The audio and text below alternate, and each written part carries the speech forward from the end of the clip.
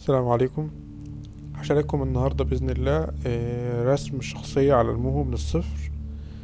زي ما قلت لكم قبل كده إن الشغل الأنيميشن على الموهو بينقسم لجزئين: جزء رسم الشخصية والريجنج بتاعها، والجزء التاني اللي هو تحريك الشخصية وعمل الحركة نفسها.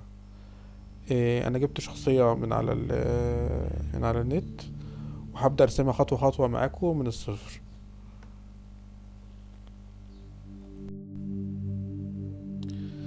هنفتح برنامج موهو 14.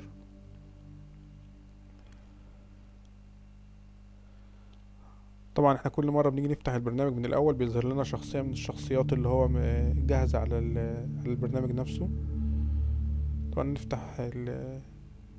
نفتح ملف جديد، بروجكت جديد، ونقفل البروجكت اللي هو كان فاتحه دوت. هنعمل إدراج للصورة اللي احنا هنرسمها، صورة الشخصية اللي هي تريسنج ايمج.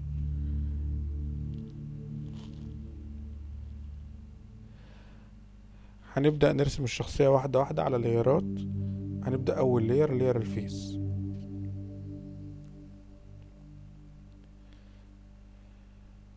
هنستخدم الأداة اللي بترسم نقطة نقطة، مش شكل كامل. احنا ممكن نرسم دايرة ونبدأ نحط لها بوينت، والبوينت دي نبدأ نحركها، أو نرسم نقطة نقطة عشان يبقى في مرونة أكتر في الرسم.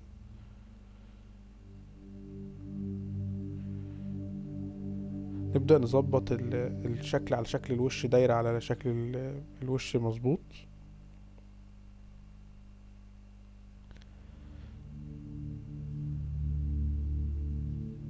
نحرك كل بوينت على حدود الرسمة بالظبط.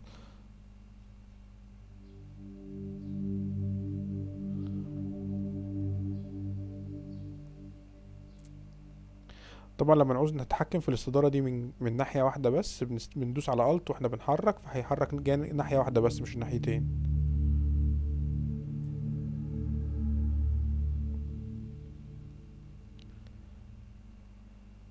هنعلم على الرسمة اللي احنا رسمناها عشان نعمل كريت شيب. كده عملنا كريت شيب.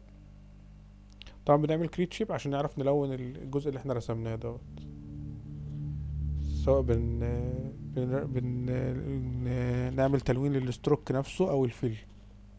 الستروك اللي هو الخط الداير دوت، والفيل اللي هو الجزء الداخلي. احنا هنختار الوان من الرسمة نفسها. طبعا ممكن نختار اي الوان تانية عشان نرسم، بس احنا هنختار الوان من الرسمة نفسها.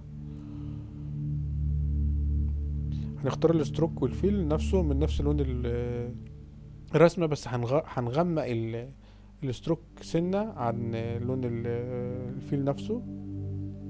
وهنرفع الستروك جدا بحيث ان يبقى ايه، يعني رفيع جدا ما يبانش في الصورة.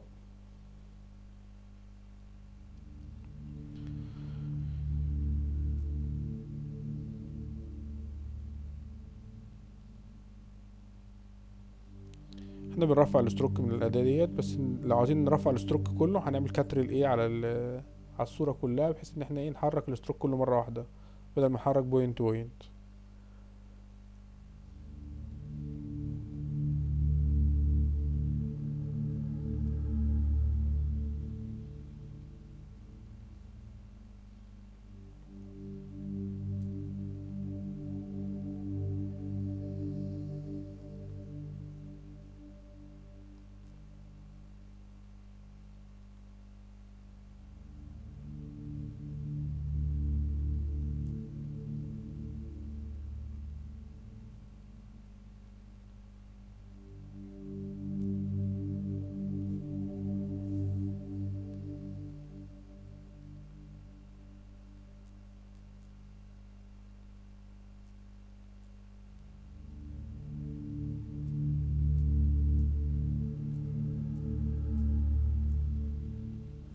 طبعا ده تدريب انا بعمله اول مرة معاكم، فهتلاقوا في خطوات كتير بقى يعني بعيدها او بعملها غلط وبرجع اصلحها تاني.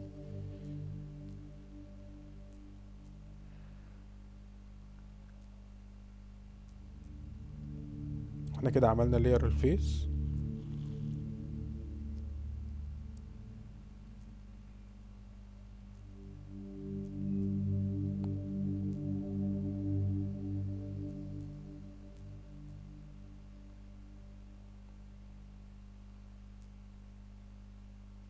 هنبدأ نعمل لاير الشعر.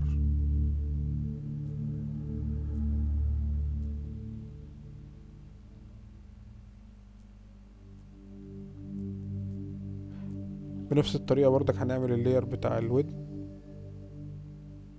طبعا كل جزء في الوجه بنعمله لاير لوحده عشان نقدر نتحكم فيه بعد كده في التحريك.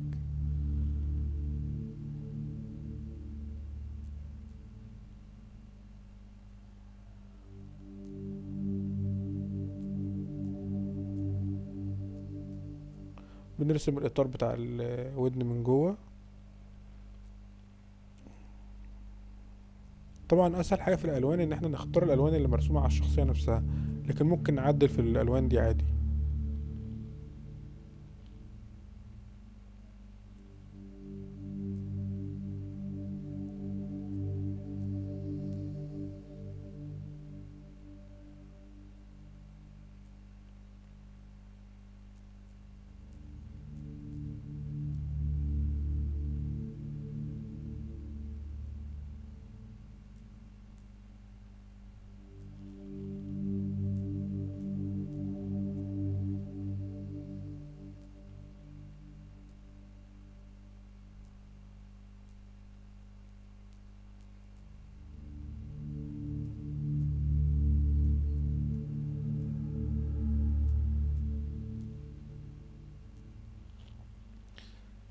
هنعمل كريت شيب والودن ونبدأ نختار الالوان.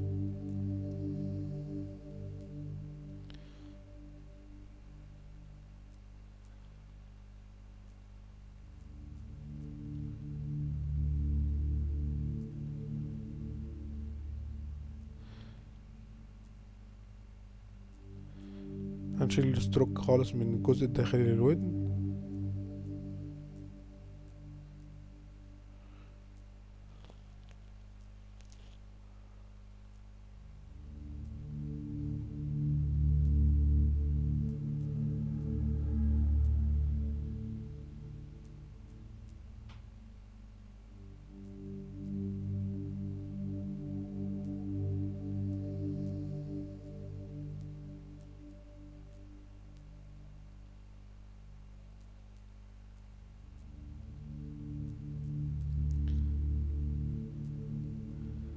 بعد كده هنعمل دبليكيت لللاير بتاع الودن بحيث ان احنا نرسم، بدل ما نعيد رسم الودن الناحية التانية، نعمل لها دبليكيت يسهل علينا الرسم.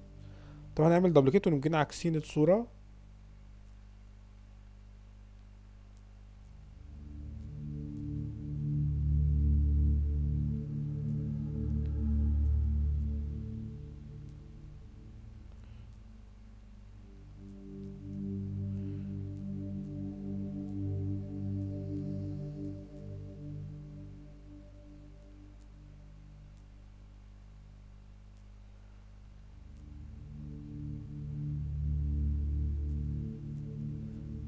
هنا عملنا دبليكيت، وهنبدأ ان احنا ناخد الودن ننقلها الناحية التانية. هعكسها من هنا. طبعا اهم حاجة نهتم بترتيب اللايرات عشان ما تبقاش حاجة فوق حاجة. يعني هنا اللاير بتاع الودن ورا اللاير بتاع الشعر وورا اللاير بتاع الفيس. هظبط الودن شكلها بحيث ان اظبط البوينت على الرسمة اللي موجودة عندي.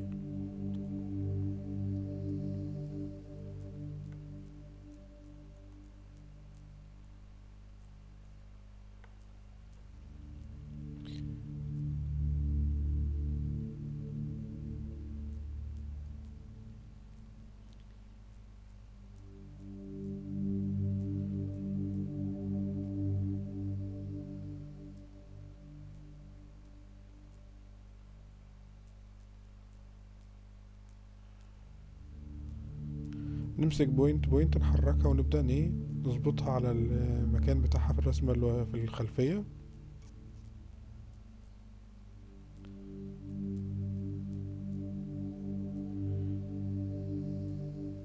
وبكده نبقى خلصنا رسم الودن. عملنا بقى لايك وشير واعملوا متابعة للقناة عشان نفرجكم على بقية التدريب للرسم بقية الشخصية.